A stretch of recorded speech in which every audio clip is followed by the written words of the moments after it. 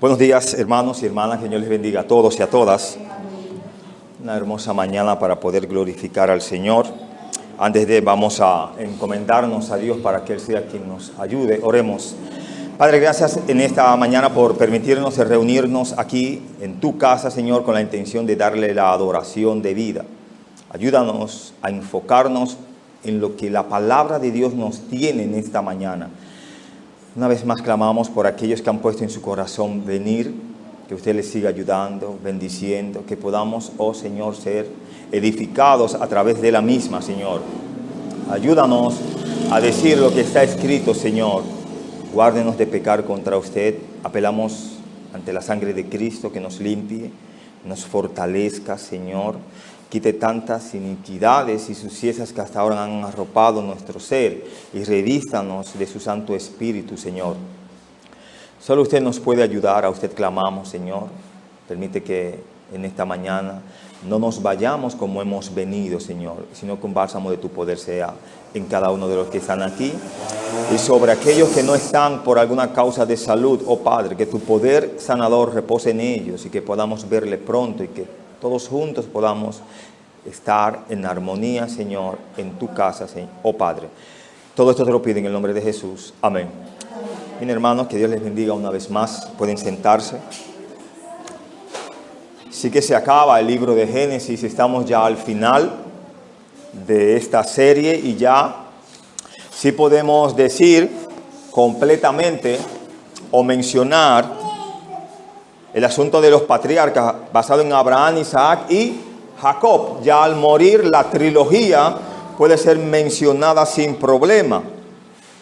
Si usted estuvo en la lectura, hermanos, vimos algunas bendiciones que llaman mucho la atención.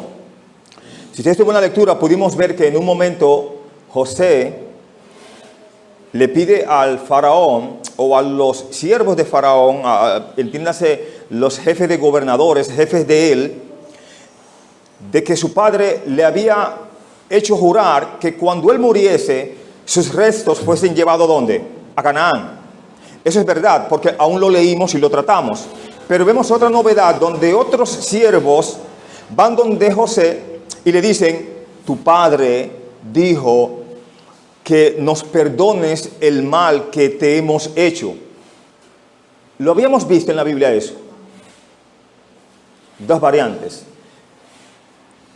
Si era verdad que Jacob hubiese dicho eso, Jacob parece no conocer a su hijo, ni el carácter ni sus acciones. Y creo que si alguien se conocían eran estos dos.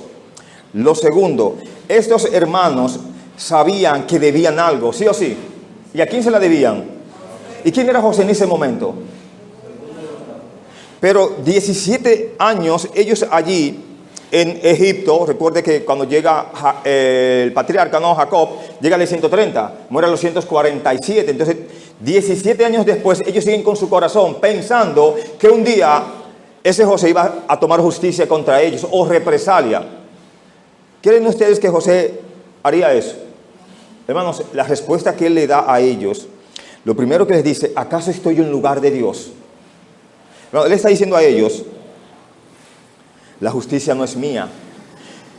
Y si Dios va a hacer justicia, yo no soy el instrumento para ello. Dios me mandó aquí para bendición, para alimentaros. Lo dice ahí el texto. Para ser de bendición a un pueblo, a mucho pueblo.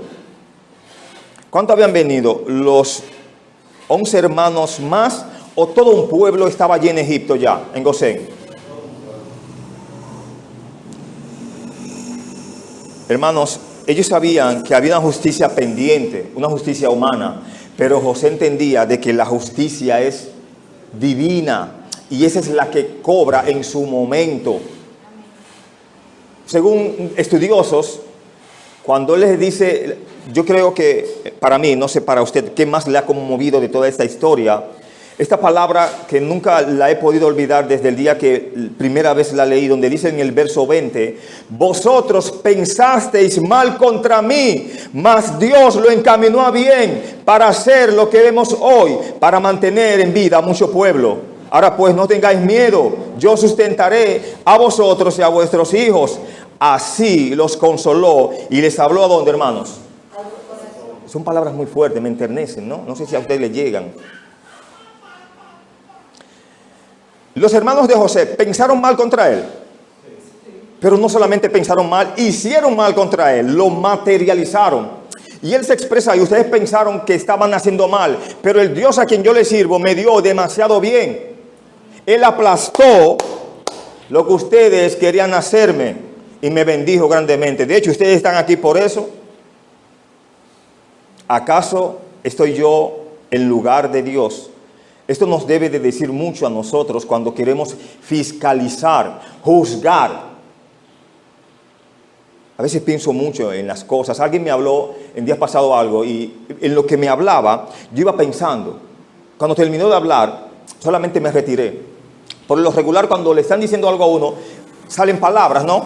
Yo opté por escuchar. Cuando estoy en mi intimidad, tranquilo, voy asimilando y digeriendo las palabras. Y digo, esto es así, así, así, ok.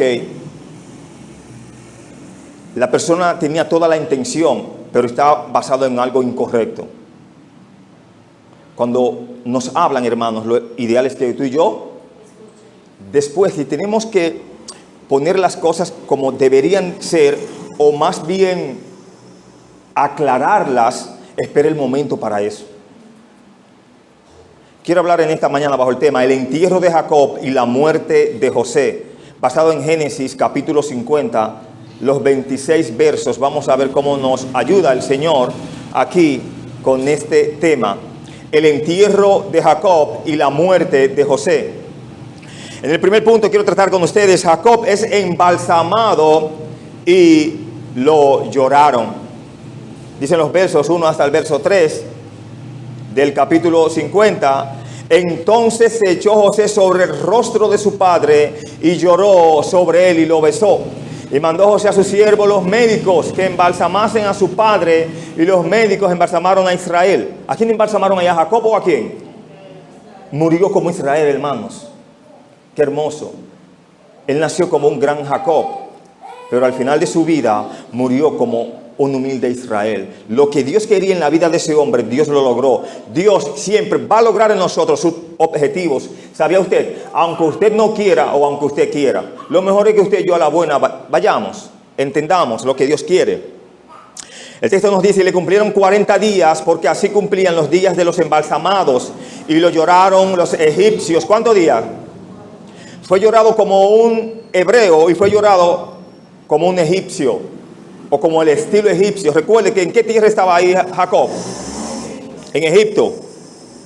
Por lo regular, y estará la explicación, los egipcios lloraban a sus muertos alrededor de 72 días. Los hebreos lloraban 40 días.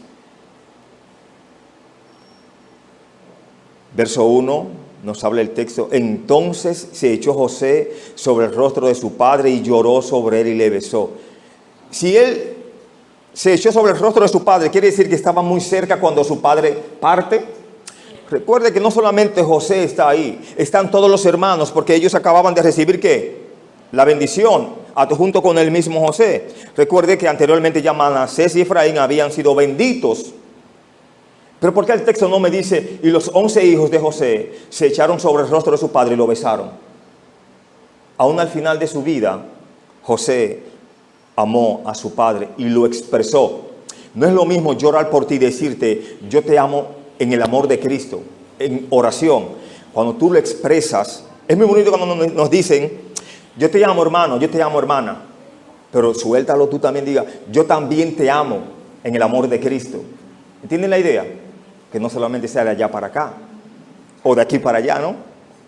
El expresar lo que se siente es muy importante, sea malo o sea bueno. Bueno, en el texto vemos que ellos sentían en su corazón que tal vez José iba a hacer mal contra ellos. Me impacta mucho esta expresión. ¿Acaso estoy yo en lugar de Dios? Ustedes saben que fallaron, pero ustedes no me fallaron a mí. Ustedes le fallaron a alguien más que yo. De hecho, él desaparece en esta historia ya, y Dios desaparece de la historia.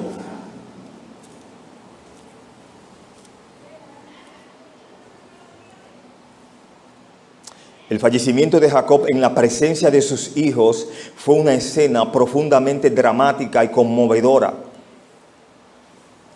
José llamó a médicos, según el texto, que eran plenamente asociados con plenamente competentes para embalsamar. ¿Por qué llamó José médicos que eran siervos de él?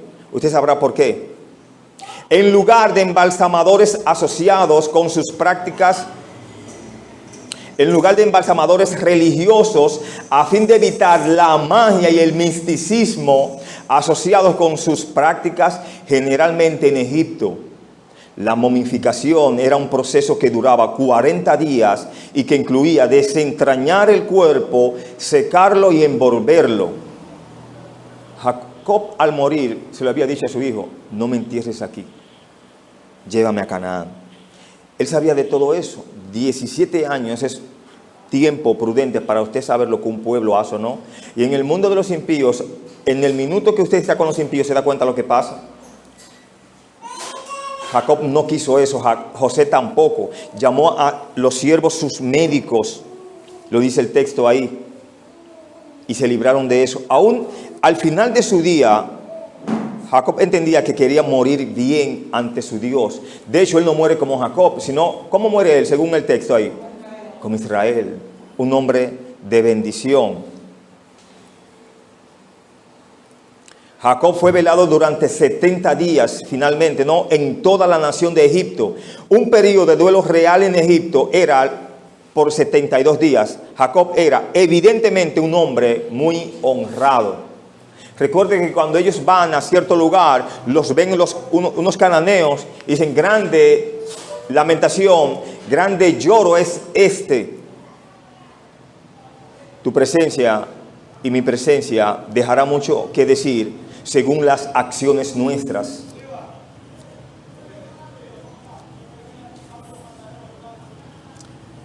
En los versos 4 y en el verso 5, en este punto pasamos allí y dice: José pide permiso a Faraón para enterrar a su padre en Canaán.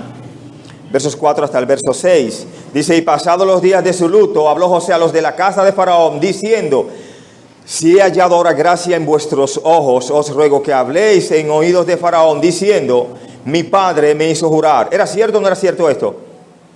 Jacob le había pedido esto, diciendo: he aquí que voy a morir en el sepulcro que cabe para mí en la tierra de Canaán, allí me sepultarás. Ruego pues que vaya yo ahora y sepulte a mi padre y volveré. Y Faraón dijo: ve y sepulta a tu padre como él te hizo jurar. Mire cómo vemos aquí a un José, aun siendo una persona de gran estatus, un oficial, no va directamente ante el Faraón, sino ante los siervos de Faraón. Usted pudiera decir, pero él tenía luz verde para pasar ante Faraón directamente. Agotó el protocolo. Si hay un capitán ahí de puesto y hay un rey, primero se habla ¿con quién? Con el que da el enlace. Vemos la prudencia de José como tal en sus acciones. Los hijos de Jacob quisieron apoyarse en aquel padre porque ellos sabían que ellos no tenían calidad moral para hablar a José en cuanto a lo que le pidieron. Es muy bueno decirle que el padre dijo y una vez ya el padre muerto. Pero en el caso de José sí valían las palabras de él ante los siervos de Faraón y Faraón. Había sido de bendición para los egipcios José. No les había librado de una fuerte hambruna a todo el pueblo, a todo el mundo de aquel entonces. Mire que no se jactó, no entró, como decimos, de manera deliberada, con todo el poder que lo caracterizaba, no. Con humildad pedía, siendo un alto oficial. Era como si José no hubiese hecho nada en ese pueblo y está pidiendo favor, cuando todos se le deben a él. El hecho de que José hiciera esta petición inicial o formal, como a usted le guste, no directamente al gobernador de Egipto, sino que hablar a los de la casa de Faraón, es el tipo de detalle que sería notado por un verdadero testigo de los eventos y no inventado por un narrador. El Espíritu Santo, hermano, se cuidó de relatar esto muy, valga la redundancia, muy cuidadosamente. El hecho de que José aparece ahí pidiendo un favor, habla de que la palabra de Dios es verdad. Para los escépticos que no creen, que dicen que esto fue un hombre, etcétera, etcétera, es su problema. Pero si esto lo escribió un hombre, en Génesis, o más bien, sí, en Génesis, en el capítulo 7, por ahí habla del diluvio, ¿no? Cuando las aguas llegaron a su nivel, ¿qué fue lo que salió como evidencia de que había pasado un diluvio? Un arco iris. ¿Ha salido arco iris después de lo que vemos en Génesis? ¿Ha visto usted un arco iris? ¿Y por qué no creer que la palabra de Dios es verdad? Porque si hablara de un arco iris, usted lo escucha y lo lee y solamente pasa, como leer un libro de ciencia ficción o de historias, y no ve más eso. Pero aún siguen saliendo los arcoíris. Y es señal del pacto de que Dios no destruirá más la tierra con agua, sino con fuego y azufre. Una parte relevante que vemos ahí donde habla, mi padre me hizo jurar. José explicó la solemne promesa que su padre le hizo hacerle, y el faraón le dio permiso para enterrar a Israel en Canaán. En los versos 7 hasta el verso 11 pasamos allí, vemos el cuerpo de Jacob es llevado a Canaán.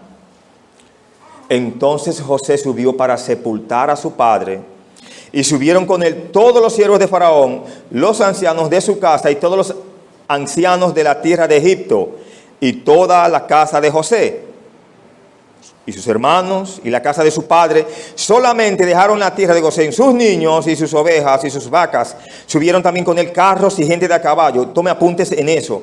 Y se hizo un escuadrón muy grande. Y llegaron hasta la era de Atad, que está al otro lado del Jordán. Y endecharon allí con grande y muy triste lamentación. Y José hizo a su padre duelo. ¿Por cuántos días? Dice ahí. Se detuvieron ahí, un duelo como personal de José por su padre. Y viendo los moradores de la tierra, a los cananeos, el llanto en la era de Atad, dijeron, llanto grande es este de los egipcios. Por eso fue llamado su nombre, Abel Mizraim, que está al otro lado del Jordán. Hermanos, si usted estuvo conmigo aquí, en esto que estamos leyendo, vemos que habla de un escuadrón. Vemos los siervos de Faraón. ¿Ustedes se imaginan qué estaban haciendo esa gente ahí? Aparte de sentir dolor y acompañamiento en ese dolor. Ellos estaban ahí, hermano, como un escuadrón, escoltando esa caravana luctuosa. Fueron cuidados, hermanos, por este faraón. El respeto que se tenía, vamos a decir, primeramente la familia de José versus la familia de ese faraón de ese entonces, era tan alta y tan grande que él decidió mandarlo escoltados. ¿Qué puede pasar en un entierro? Donde la gente va llorando. Y aún así, hermanos, fue cuidadosamente enterrado, llevado allí, escoltado, etcétera, etcétera. Por respeto a este anciano, por respeto a ese joven que había vivido allí. Mientras más respeto damos, es muy probable que más respeto recibiremos. Pero si no damos respetos, hermano, ¿lo podemos exigir? Creo que no.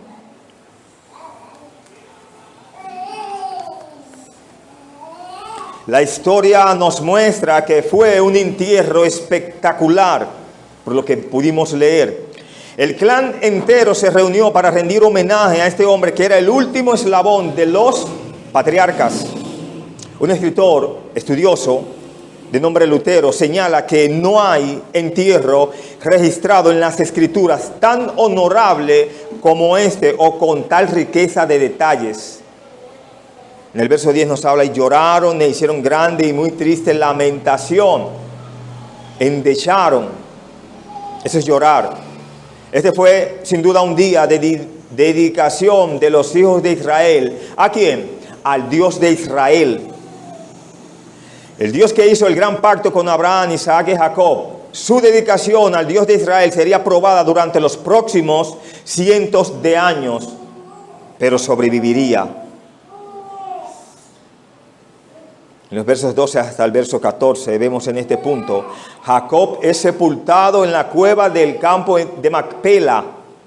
Verso 12 hasta el verso 14, dice la escritura, hicieron pues sus hijos con él, según les había mandado, pues lo llevaron sus hijos a la tierra de Canaán, y lo sepultaron en la cueva del campo de Macpela, la que había comprado Abraham con el mismo campo para heredad de sepultura de Efrón el Eteo, al oriente de Manre.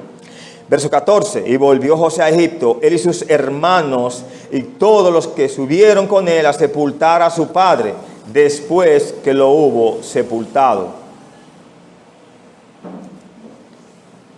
Los hijos de Jacob a menudo se habían opuesto a él la vida entera, o al menos habían decepcionado a su padre, sí o sí.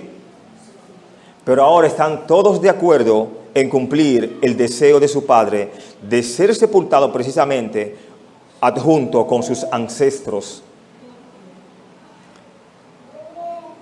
Repito, los hijos de Jacob a menudo se habían opuesto a él o lo habían decepcionado toda la vida, o en la vida, o en vida. Cuidadosamente aquí lo honraron en su muerte.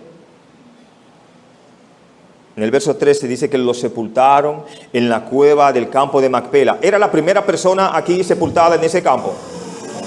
Estaba llena de gente ya. Iba a encontrar una familia allí Jacob. Primero, esta era la cueva comprada por Abraham, visto y ya analizado en Génesis 23:9. La única parte de la tierra de Canaán en la que Abraham tenía escritura. Génesis 23:17. Este fue el lugar donde enterraron a ¿quién? A Sara. Génesis 23:19. Abraham fue enterrado allí en el verso 9 del capítulo 25. Isaac y Rebeca y natal Lea fueron enterrados allí. Ahora se juntaba también Jacob con su amada Lea en el paraíso, ¿no? Vemos la parte de acciones, intrigas y temores en los versos 15. Dice en este punto, los temores de los hermanos de José. Wow, cómo el temor en ellos, cómo su vida no había terminado de cambiar totalmente. Ellos tal vez se recostaban de su padre y entendían que por estar su padre vivo, José jamás tomaría venganza. Y tenían en mente tal vez que si su padre desaparecía, entonces las cosas cambiarían. ¿Cambiarían las cosas una vez saliera Jacob del escenario? Al contrario, toman más valor. Los temores de los hermanos de José. Verso 15 dice, viendo los hermanos de José que su padre era muerto, dijeron, quizá nos aborrecerá José y nos dará el pago de todo el mal que le hicimos. ¿Le hicieron mal a su hermano sí o sí? Hermanos, aquí hay una enseñanza grande. Si tú y yo hacemos bien, por lo regular, bienes serán devueltos. Pero si hacemos males, la ley de retribución, hermanos, se cumple. Si tú siembras chinola, no puedes esperar guayaba. Ellos habían sembrado un árbol muy amargo con él. Un árbol del aborrecimiento, de la envidia, del maltrato, del suicidio y cuántas cosas más. Ellos ahí estaban pensando, aun cuando eran pequeñines y cuando José les hablaba de los sueños, ellos tenían más en cuenta esos sueños que el mismo José. Porque para colmo los sueños eran muy fuertes. Ellos lo asimilaban muy mal también. No lo asimilaron de forma espiritual. Y se cumplió, hermanos, un 150 más de los sueños que había tenido José, de lo que él había soñado cuando era un pequeñín. Quizá nos aborrecerá José. Estos temían que tal vez José se volviera contra ellos después de la muerte de Jacob. Conociendo la naturaleza humana, esto no era una preocupación infundada. El texto sigue diciendo, y nos dará el pago de todo el mal que le hicimos. La expresión de todo el mal que le hicimos es que es mucho. Recuerde que cuando la palabra de Dios dice todo, no es un poquito. Si son muchas o muchos, es porque hubo abundancia, ¿no? En este caso de maldad. Yo creo que nos enseña más de lo que el texto tal vez tenga. La maldad no es buena. Dios nos ha llamado a que nos amemos. Y no que amemos a ese hermano o a esa hermana, al prójimo. Porque los gentiles se aman entre sí. Pero el que conoce a Dios tiene que mostrarle al gentil que hay un amor diferente. Que aunque nos maltraten, Dios va a encaminar ese maltrato ¿a qué? A bien. Ellos pensaron que el pago iba a ser recibido en la persona de José hacia ellos, y nos dará el pago de todo el mal que le hicimos. ¿Qué reconocieron los hermanos de José aquí? Ellos aquí reconocieron libremente todo el mal que ellos hicieron y cuánto debían. Lo que les preocupaba era la justicia. Ellos entendían que si actuaron mal, debían de ser corregidos, pero corregidos en una justicia humana, en la persona de José. Y José no estaba en eso, él estaba en otras cosas. Él estaba, como nos lo dice el texto, pensando, ahora tengo más, pudiéramos decir, responsabilidad de ayudar a mi pueblo. Papá se nos ha ido. Quizás lo molestaban mucho al viejo ellos, pero ahora ¿quién iba a hacer la función de papá? José. La función de primogénito ahí la está cumpliendo él.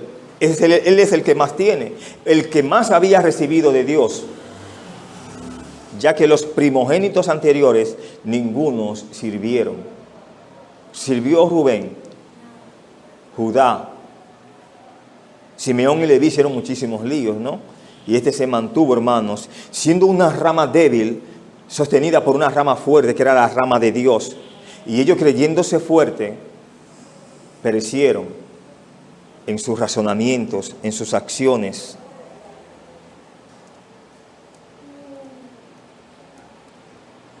Y nos dará el pago de todo el mal que le hicimos. Ellos temían justa retribución, terminamos diciendo, pero José, con su alto estatus y prestigio en Egipto, era sin duda capaz de darle esa retribución. Si alguien debía o tenía la responsabilidad o pelearía por ellos, por ese pueblo que estaba ahí, ¿quién iba a ser? José, hermanos. Él era el representante de ellos allí. Pelearía cualquier causa, cualquier litigio que apareciese allí ante Faraón. José era el único que podía ayudarlos. Entonces, ¿iba a ser él que iba a hacer mal contra ellos? Creo que no.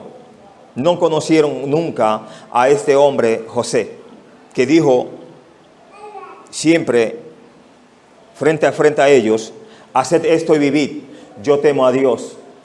Ellos no aprendieron nunca esa lección. La parte aún más conmovedora la vemos en los versos 16 hasta el verso 18. En este punto vemos la improbable historia de los hermanos de José. Oiga, la improbable historia de los hermanos de José. Y enviaron a decir a José, no tuvieron valor ellos mismos, Tu padre mandó antes de su muerte, diciendo, así diréis a José, te ruego que perdones ahora la maldad de tus hermanos y su pecado, porque mal te trataron. Por tanto, ahora te rogamos que perdones la maldad y de los siervos del Dios de tu padre. Y lloró, y José lloró mientras hablaban. Vinieron también sus hermanos, aquí tuvieron valor, ¿no? Y se postraron delante de él y dijeron, henos aquí por siervos tuyos. Hermanos, ellos están tan convencidos de todo el mal que han hecho, que en esta palabra que dice, henos aquí por siervos tuyos, están diciendo, seremos tus esclavos, José, no hay problema. Si usted ha pensado eso de que por pagarte debemos ser esclavos, aquí estamos. No nos castigues o no comiences con un castigo, ya, somos tus esclavos. Pero perdónanos nuestro pecado, nuestra maldad. ¿Puede el hombre perdonar pecados, hermanos? La Biblia nos enseña que tú y yo jamás debemos de confesarnos ante hombres o los hombres. Tenemos un sumo y fiel sacerdote en los cielos, interviniendo, intercediendo día a día por ti y por mí. Hermano, la respuesta es clara ahí.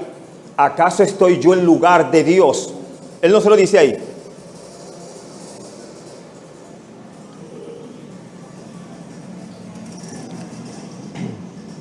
Un escritor ha dicho que esta es una respuesta teológica y clásica de los propósitos eternos de Dios o de los asuntos internos de Dios para con el hombre.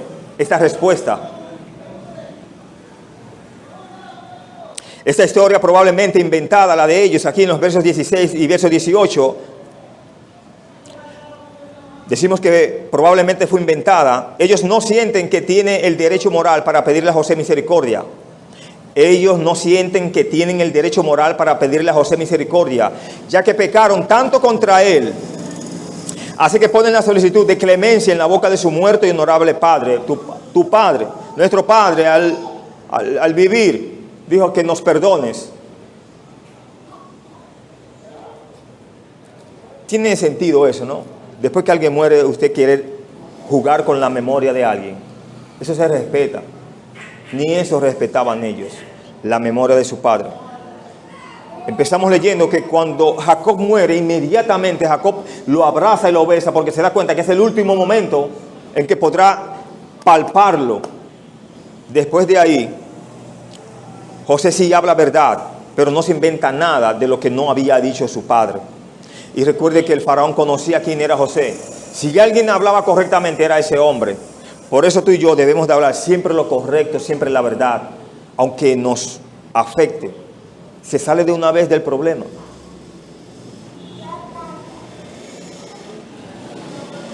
En el verso 17 vemos que José, ¿qué hace José? Llora mientras hablaban. Es como si él se espanta dentro de sí y se pregunta, pero ¿qué es lo que tienen estos muchachos? Están hablando de algo desastroso y feo de mí, de que yo haría algo. Eso no es así. Vengan, yo soy el mismo José que salió de allá. No ha cambiado nada en mí. José lloró probablemente porque sus hermanos pensaban tan mal de él y dudaban tan grandemente de su carácter. Con todo lo que José les mostraba en su testimonio, ellos no asimilaban eso. Siempre pensaban que las cosas malas iban a venir de parte de José. Bueno, uno a veces da de lo que tiene, ¿no? Y espera de lo que tiene.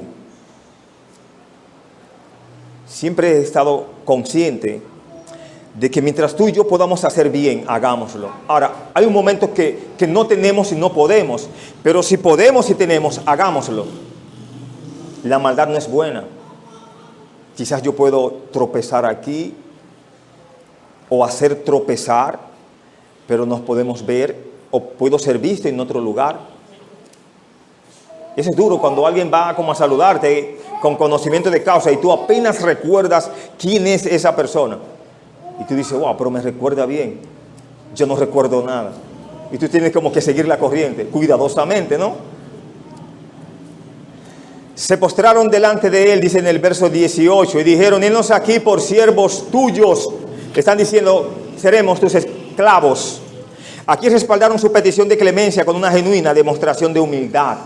Fueron aprendiendo, pero hasta que no escuchaban a José, como que no aprendían. José les tuvo que decir varias cosas. ¿Acaso estoy yo en lugar de Dios? Vosotros pensasteis mal contra mí. Mira que José no dice, vosotros me hiciste mal. Eso no ha pasado por la mente de José. Ustedes no hicieron nada. Dios fue el que me hizo todo a mí. Por eso la venganza es de Dios. Cuando tú y yo seamos aborrecidos, ¿no? Cuando tú y yo seamos quizás despreciados, injuriados, no tomemos nuestra venganza. Dice la Escritura, mía es la venganza, yo daré el pago. ¿Dice quién? A nosotros nos gusta. Es como si usted pudiera decirme, sí, pero una acción trae una reacción, ¿no? Bueno, deje que Dios reaccione y no reacciones tú. No acciones tú. Si te reempujan, pídele a Dios fuerza para no tener que devolverte. Y hasta pide excusa. Eso deja una explicación como extraña en el otro. Cuando tú eres ofendido y tú te disculpas, es lo ideal. Llegamos a los versos 19 y verso 21, donde están las frases más conmovedoras. Y en este punto vemos, José consuela a sus hermanos. Y les respondió José, no temáis, ¿acaso estoy yo en lugar de Dios? Vosotros pensasteis mal contra mí, mas Dios lo encaminó a bien para hacer lo que vemos hoy, para mantener en vida a mucho pueblo. Ahora, pues, no tengáis miedo. Yo sustentaré a vosotros y a vuestros hijos. Así los consoló y les habló, ¿a dónde, hermanos? Vamos, la capacidad de este hombre en su accionar, en su andar, incluso en la forma de hablar, hasta consolaba al que más temor temía. ¿Usted cree que es fácil consolar a una persona y convencerlo en el corazón de algo que tiene? Es como si alguien llora por algo muy fuerte y usted se acerca y trata de serle de bendición y logra serle de bendición. La persona se compone. No todo el mundo tiene esa facultad, ¿sabía? Porque la vida no es yo acercarme por primera vez. La vida es siempre ir haciendo lo correcto. Siempre ir o ser alguien de consolación, de bendición. Para el día que te toque de una manera quizás más difícil, que puedas llegarle mejor a la persona. Eso es lo que yo entiendo. Ah, mira, ve acá, háblale a fulano, que él no entiende, mira lo que está pasando. Y la vida de atrás, ¿tienes tu fuerza y poder para poder hablarle? ¿Te mereces o crees que tienes respeto de esa persona? A veces, en vez de calmar las cosas, lo que la agravamos más, cuando no somos los más indicados. ¿Acaso estoy yo en lugar de Dios? Hermanos, aquí José se da cuenta de que nadie está en lugar de Dios, sino Dios mismo. Y él jamás haría algo en lugar de Dios. José conocía su lugar aquí en la tierra y lo que Dios había hecho en él y para lo que Dios lo había traído. Y él sabía que estaba cumpliendo con la misión y los propósitos de Dios, pero hasta ahí él llegaba. Él sabía que la justicia no le competía a él, ni a ti, ni a mí.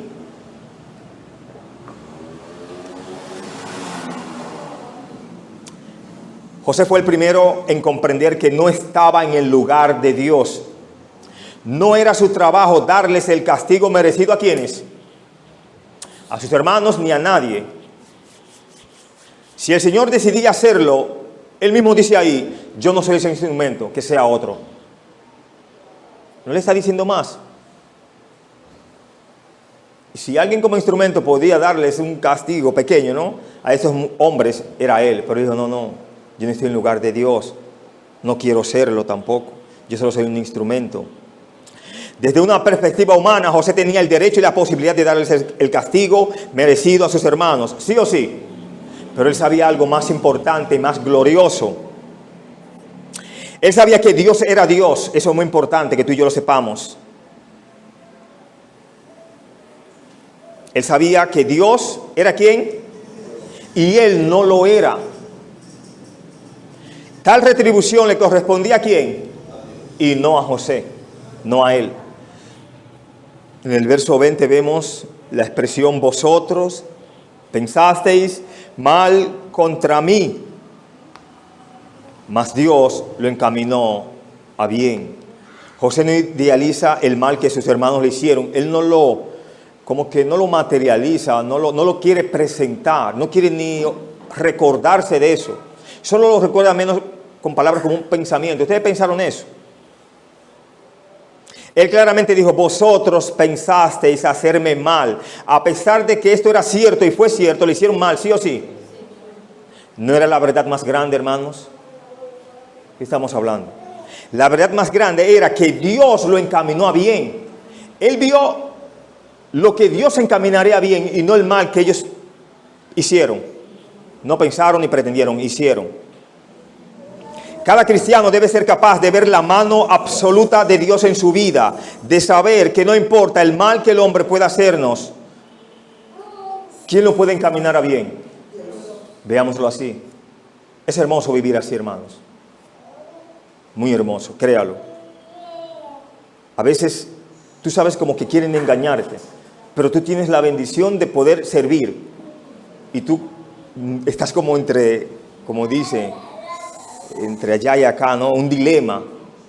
Entonces así, de que caes, ¿no? Eres de bendición.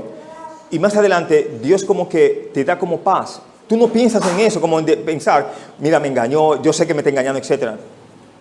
Déjeselo a Dios. José no tenía el texto de Romanos 8:28 porque aún no estaba escrito, ¿sí o sí? Pero conocía esta verdad, donde dice, y sabemos que a los que aman a Dios, todas las cosas les ayudan. Esto es, a los que conforme a su propósito son. Tristemente, muchos de nosotros tenemos el texto, pero no creemos esa gran verdad.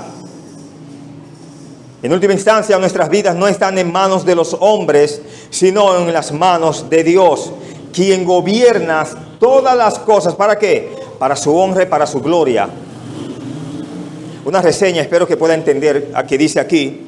Había un antiguo ministro que tenía un regalo único para atender a los afligidos y desalentados. En la Biblia llevaba un marcador antiguo y un lema tejido con hilos de seda. La parte de atrás, donde los hilos se anudan y se atan, era una maraña. Tomaba el marcador y le mostraba a la persona con problemas el lado que estaba enredado y le pedía que lo arreglara. Nunca podían. Entonces el pastor le mostraba las letras blancas sobre el fondo sólido de enfrente que decía: Dios es amor. Lo que se veía enredado de un lado, que no podía deshacerse, de frente decía: Dios es amor. Y eso no lo puedes tú y yo desarreglar. Cuando los acontecimientos de nuestra vida parecen complicados y sin sentido, es porque solo podemos ver un lado del tapiz. Siempre veamos las cosas, como se dice, por el cristal correcto, por el cristal espiritual, el cristal del Señor. En el verso 20 dice: para mantener con vida a mucha gente. Este era el bien inmediato en la situación. Para esto Dios lo había llamado y él lo había entendido. Si esta gran familia no llega a vivir en Egipto, habría muerto. ¿De qué habría muerto? No de la fiebre tibetana ni de una fuerte mala situación, no, sino de pura hambre. Si la familia hubiera sobrevivido a duras penas, hubiera sido asimilada por los cananeos que la rodeaban. Hubieran sido una nación ya que Dios debiese de buscar otra. Por eso Dios quiso sacarlo de allí, aunque pudiesen vivir o sobrepasar el hambre. Solo llegando a Egipto podían ser preservados y convertirse en una nación distinta. Lo que Dios quería para con ellos, que fueran una nación santa, con un Dios santo, con una vida santa. Y como he dicho en otras ocasiones, aquí dice: como se dijo antes, si los hermanos de José no lo hubieran vendido a los madianitas, entonces nunca hubiera ido él. Si José no hubiera ido a Egipto, nunca hubiera sido vendido. ¿A quién? Y ya usted sabe las demás, no, la hemos dicho. En el verso 21 vemos la parte con más esencia. Aquí dice: así los consoló ¿quién? Y les habló al corazón. La parte final, ¿no?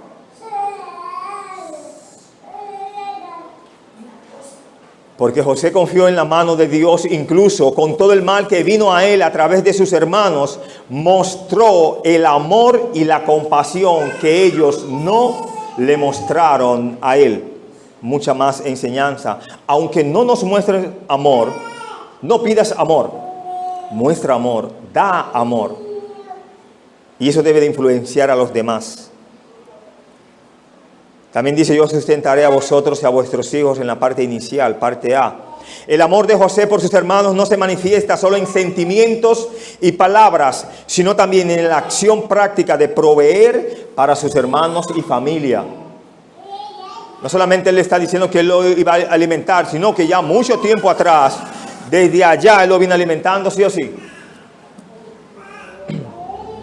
En la parte final vemos: José se encuentra todavía en Egipto, pero su corazón, ¿dónde estaba? En Canaán. Dice el texto, verso 22 hasta el verso 24.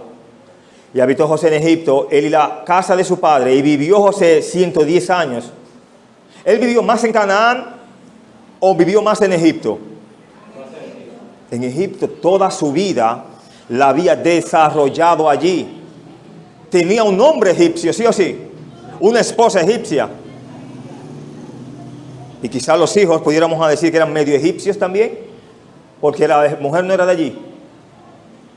Pero el corazón de él estaba, hermanos, en Canaán, en la tierra prometida.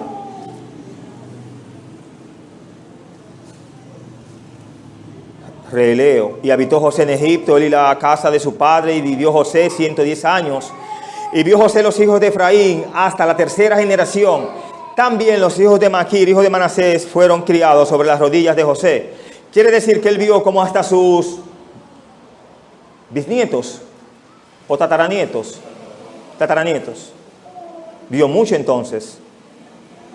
E hizo jurar José a los hijos de Israel, diciendo: Dios ciertamente os visitará, y haréis llevar de aquí mis huesos.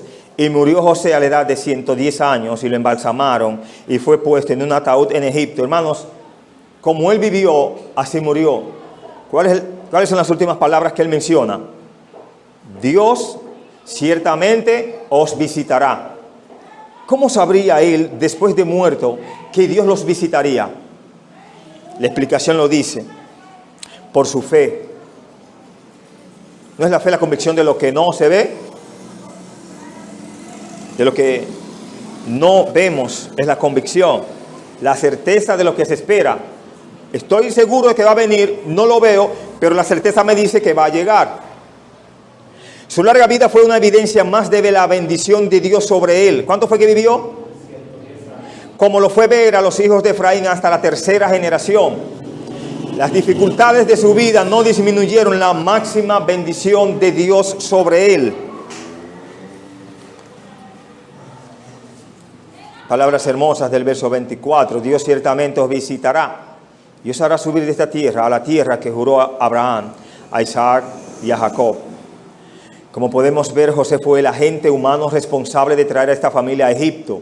Sin embargo, él sabía que por el pacto que Dios había hecho con Abraham, Isaac y Jacob, este no sería el lugar de descanso, sino que irían finalmente de vuelta ¿hacia dónde? Todo el mundo que vino, todo el mundo saldría. Solo era un paseo, ¿no? Una estancia allí, hasta que pase ¿qué? El hambre, ¿no?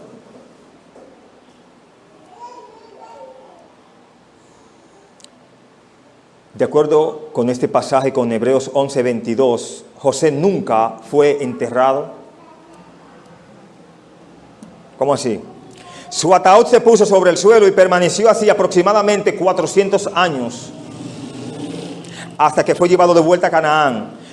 Este fue un testigo, aún en un ataúd, hermanos, fue un testigo silencioso durante todos estos años de que Israel iba a volver a la tierra prometida como Dios dijo. José vivió una vida de dramática fe, sí o sí. Al final, así es como es recordado en el libro de Hebreos, llamado el Museo de la Fe. Dice allí: por la fe José, al morir, mencionó la salida de los hijos de Israel y dio mandamiento acerca de sus huesos. Leímos o tratamos la serie de Hebreos, sí o sí, capítulo 11, verso 22. Dice aquí más: esto fue fe porque confiaba en las promesas de Dios, no solo para él, sino para quién más, para su pueblo. Él no le está diciendo: miren, Dios ciertamente os visitará, espérenlo. Esto fue fe porque sabía a dónde pertenecía el pueblo de Dios. ¿A dónde pertenece el pueblo de Dios? A la Canaán celestial, a la Nueva Jerusalén. Eso fue fe porque sabía a dónde pertenecía el pueblo de Dios. Esto fue fe porque miró hacia dónde, hacia el futuro. Esto fue fe porque proclamó la fidelidad de las promesas de Dios de cualquier manera posible. Él sabía que Dios lo iba a hacer, aunque él no estuviera ahí, o aunque no estuviera en vida. Incluso a través de los huesos de un hombre muerto. Mire que él no sale de ahí hasta que no sale el pueblo. De hecho, no es Moisés quien lo entierra finalmente, es Josué. Verso 25: ahora haréis llevar de aquí mis huesos. Esta promesa se cumplió 400 años más tarde, cuando Israel salió de Egipto, visto en Éxodo 13:19. Esta orden demostró que el corazón de José se encontraba en la tierra prometida. También demostró que era un hombre de gran fe, que confiaba en cosas que aún no se veían. Tener fe es algo terrible. No sé si usted lo ha hecho. Ha salido entendiendo que va a recibir una bendición y en el camino recibes la llamada. No te puedes asombrar. Tú creías y crees eso. Y si tú lo crees, es tuyo. Confiando en Dios, que es quien obra. Pero no olvidemos que Dios de una u otra forma es glorificado, recibiendo o contestándolo opuesto. Esto lo he dicho, se lo repito, lo que reseñas de mensajes anteriores. Durante ese tiempo, si un niño de Israel veía el ataúd de José y preguntaba, ¿por qué está allí? ¿Y por qué no había sido enterrado? Podrían responderle, porque el gran hombre José no quería ser enterrado, no quiso ser enterrado en Egipto, aquí, sino en la tierra prometida, a donde Dios algún día nos llevará. Quiere decir que en el momento que ese ataúd fuese movido, en ese momento el pueblo de Dios iba a ser movido. Entonces iba a estar ahí mientras el pueblo de Dios no se moviera o Dios no lo sacara, no lo moviera. Algo más dice aquí, una nota si lo quiere tomar como nota.